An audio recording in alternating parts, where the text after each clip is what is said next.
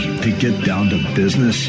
Join seasoned entrepreneur, community leader, and Army veteran Scott Shalom Klein, who will take you behind the scenes with those who work in America's small business scene and speak with leaders making an impact, creating jobs, and telling their story in entrepreneurship. So let's get down to business. On AM 560, The Answer, here's your host, Shalom Klein.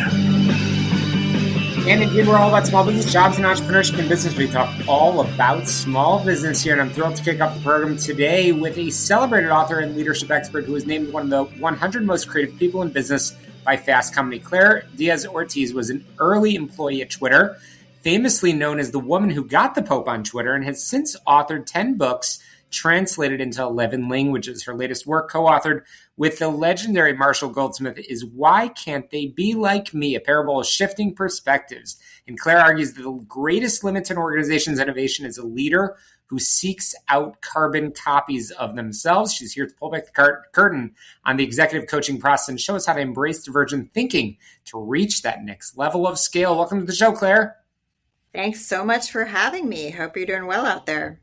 Absolutely. Such a pleasure. You've worked with startup leaders in Silicon Valley and global icons all over. Why is the question, why can't they be like me, the most dangerous thought a founder can have when they start to scale?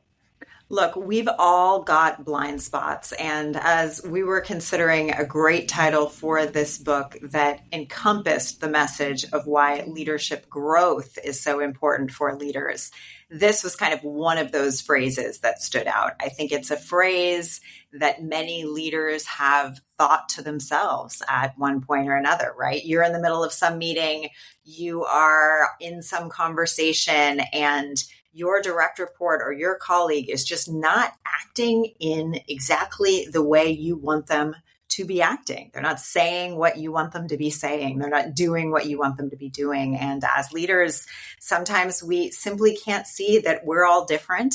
We all need diverse perspectives, and it's all about trying to figure out a way to work together.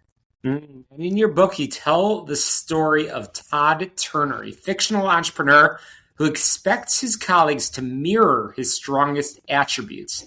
So what's the first mirror moment a leader has in coaching when they realize their greatest strength has become their team's greatest bottleneck? Well, I think one of the most common moments for a leader when you are scaling a small business is when you realize that you simply can't do everything. This is something that almost every leader has faced at one point or another when you've gone from solo entrepreneur to, 5 people in the business to 10 people to 20 to 100.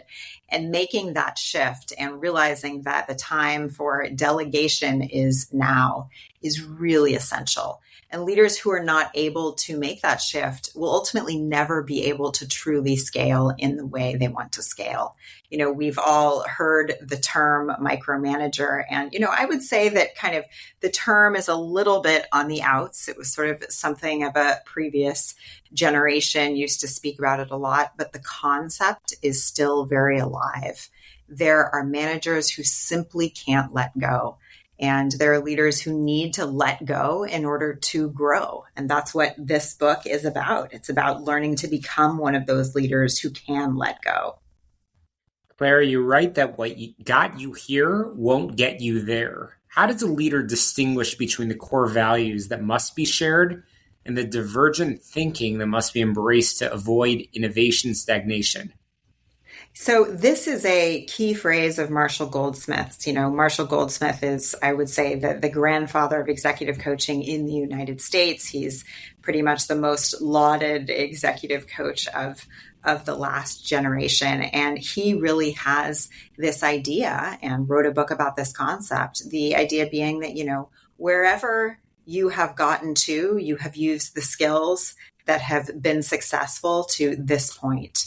But in order to get to the next level, you've got to create some new skills. And that's all about, becoming a better leader. I like to say that growth as a leader is not assured. And in order to truly grow, you've got to dig in, you've got to dig deep, and you've got to learn some new skills and learn some new thinking. Absolutely. I'm chatting with Claire Díaz-Ortiz, who is the author of her latest work. Again, there's several. Latest work is Why Can't They Be Like Me? A Parable of Shifting Perspectives. Claire, we talk about stewardship of values on this show. How do you create a space where every individual's unique contribution is integrated into the whole without losing the mission's clarity? I think that's a really good question. One of my books was written with Ken Blanchard, who's also a great mentor of mine. And we wrote a book called 1 Minute Mentoring. And through the process of writing that book, I learned a lot about, this concept of servant leadership, which Ken has really stewarded over the years.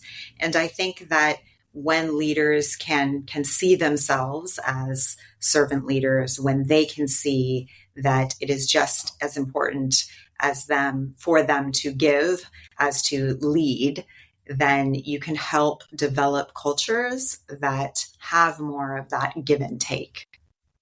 That's powerful. Super duper powerful. Amazing. So you mentioned that niceness isn't a strategy. How does a leader hold a divergent team accountable to high performance results when they no longer have the comfort of everyone thinking just like them? It's really interesting. I do a lot of executive coaching, particularly with leaders of small businesses, particularly in tech. And I was on a coaching call this week, and a client was explaining how, this team is just not performing at the level they should be performing at. And, this client is getting pressure from their manager on the issue. And, as we sort of dug into it, it was really clear that the problem my client was having was realizing that, pushing a team beyond where he felt comfortable was all about him not coming across as nice, and it's so interesting. Our work culture these days is so nice in many ways that it just turns into kind of toxic passive aggression when you're not saying what you really need as a leader to get something done and to get something over the finish line. And, there are many ways to say that you need something and to still be deeply respectful of your employees at the same time. But many leaders these days are kind of shying back from that at all.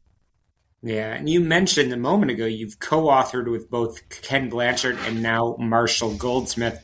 So obviously a tremendous amount of experience that you've gathered, that you've been able to pack into these fantastic reads, which of course our listeners will be made aware of how they can find it in just a moment.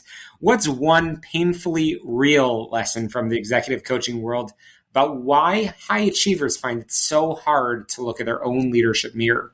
Well, I think one thing that I find myself often saying to leaders, one of sort of my catchphrases is, do you want to be fired or do you want to be right? And I think many times in corporate settings, we bring in our baggage of always wanting to be right about things. Many of us are like this. High achievers, we want to be right. We want to be right. We'll fight to the death, even on sort of small issues that we should let go. And when we do that in a corporate setting, we are really losing sight of, the big goal here. And typically, if you're a client, in my office and I'm coaching you, most of the time you want to stay in your job. You want to stay as a leader where you are working right now. And that will involve some sacrifices. So I think it's something to remember, right? Take your humility with you as you think about, do I want to be right or do I want to stay in this job? So finally, if a listener is frustrated today because their team isn't getting it the way they do, what's the first question they should ask their colleagues to start shifting from replication to partnership? The first question, if you're a leader and you're frustrated that you feel like your colleagues or your direct reports are not getting the message, the first thing I want you to ask them is, what is the message? Because so often the problem is that you have not conveyed it in a way that your people need to hear it. And so they are, going at 45 degrees to that goal, but you want them to be going at 180 degrees to that other goal, right? So you've got to make sure that you each have the same North Star. What have you said you want, and what have they understood from that statement? Get those two things aligned ASAP. Well, Claire, I really enjoyed the conversation, and I know our listeners will want to continue to learn from you, with you, and find all of your books, but in particular, this latest absolutely fantastic read. Once again, it's called Why Can't They Be Like Me? How can we get in touch, and how can we find the book? Thanks so much. Yes, so the book is on Amazon, of course, or where your local books are sold. You can find me on LinkedIn at clairedíaz-ortiz.com, or, I'm still on X, which I still call Twitter, and my username there is just my first name, at Claire, Claire. Well, one of the OGs right there, Claire. That's awesome. Thank you so much for enlightening us, for inspiring us, and do come back again real soon. I know we've just scratched the surface in our conversation.